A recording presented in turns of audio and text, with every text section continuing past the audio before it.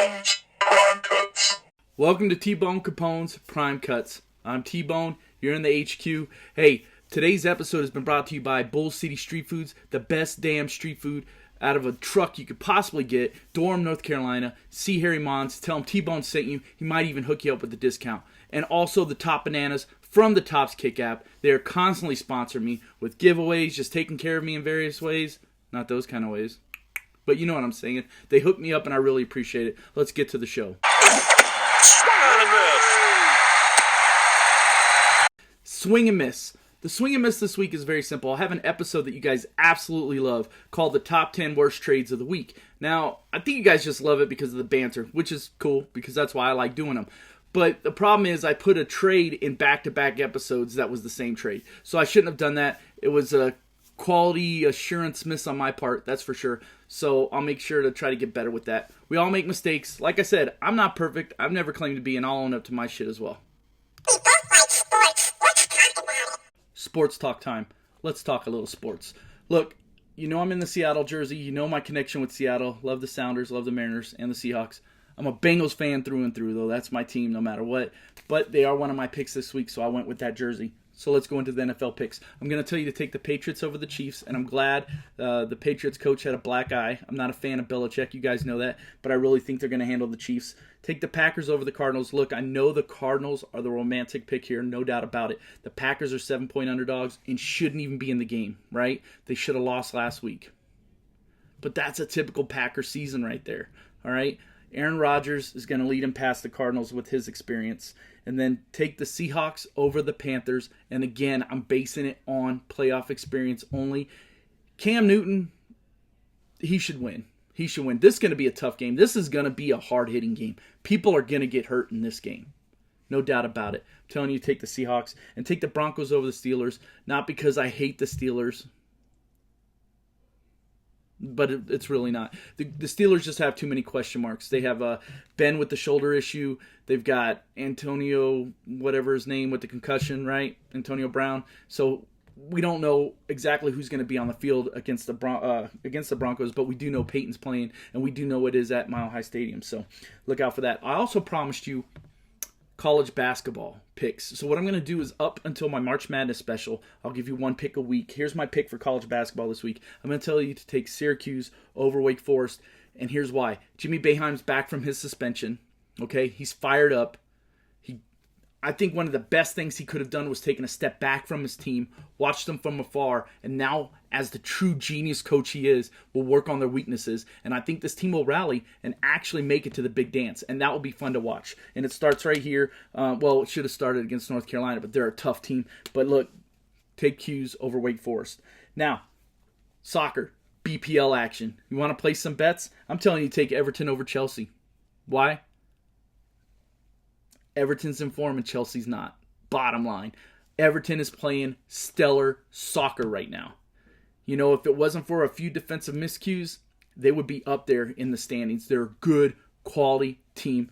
Go with Everton. Go with West Ham over Newcastle. And my lock it up pick of the week. My lock it up, as much as I hate to lock it up with Arsenal, is taking Arsenal over Stoke City.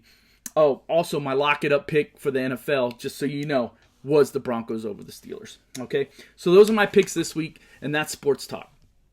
Oh, and as a reminder, I was 3-1 last week, with my only miss being the Bengals game. Let's talk about that. What the fuck? My WTF of the week.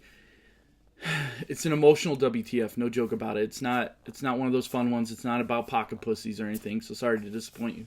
It is about the Bengals-Steelers rivalry, and how it makes me sad because it's a rivalry that's just tainted and classless, and it's on both sides of the ball. I'll get into my Bengals here in a second, but first off, I want to talk about the Steelers. Coaches getting involved with players, hyperextending the arm of a defensive back while pulling his dreadlocks. Come on, that's not trying to slow a player up. That's a cheap shot. That's fucking ridiculous. All right? The helmet-to-helmet on Gio that wasn't called by Shazier. It's a helmet-to-helmet hit.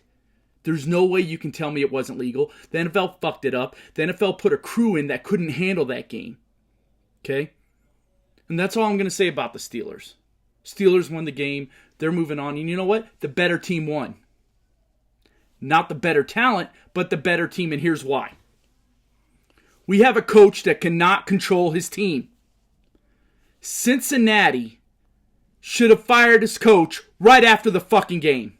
Instead, they let the offensive coordinator, who is the best coach on the team, go up north to the damn Browns. And that's why the fucking Bengals suck dick. That's my team. That will always be my fucking team. And I'll support them. But the players didn't listen to the coaches. And you want to know something else? You want to know the real reason why we lost the game? It wasn't because we had a couple of idiots that the coaches couldn't control. We lost the game because the coach put in a player known to fumble in the rain in a position to fail. Do I sound fucking pissed? You goddamn right I do. And then all the Steelers fans want to put those funny little fucking pictures up. Fuck you. You won the game, move on. You want to talk about being classless? Give me a fucking break. As many times over the years as Hines Ward or any other of your fucking players have had dirty shots on Bengals players, you got a lot of room to fucking talk. Now you got to listen to me, Bengals organization. Fire the fucking coach. Make a move. Show some fucking balls. Or else those players will never fucking listen. That's my what the fuck of the week. What time is it? Geek time. What I want to do for you is review a movie called The Martian. I don't know if you guys have seen the previews at all, but you really should. It's a great movie. I'm going to put up some still clips of it, but you really need to check it out, and here's why. It's an entertaining story. It's what I would consider one of those blockbuster movies, and it didn't get as much fanfare as I thought it would. Matt Damon played an amazing role as astronaut Mark Watley. So basically what happens is this dude, I'm just giving you a synopsis, not going to ruin the movie for you, but he gets stranded on Mars, and you know what? That's all I'm even going to tell you. He gets stranded on Mars, and it's how he deals with himself emotionally. Great job. Just great job. And I'm not the biggest Matt Damon fan.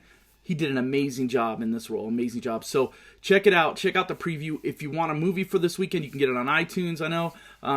You want to hang out with your girl or whatever, check it out, man. It's a great, and it's not just a geeky movie. I understand it's The Martian or whatever. It's not what you think. It's an absolute struggle for survival type movie, and amazing, amazing movie. So check it out.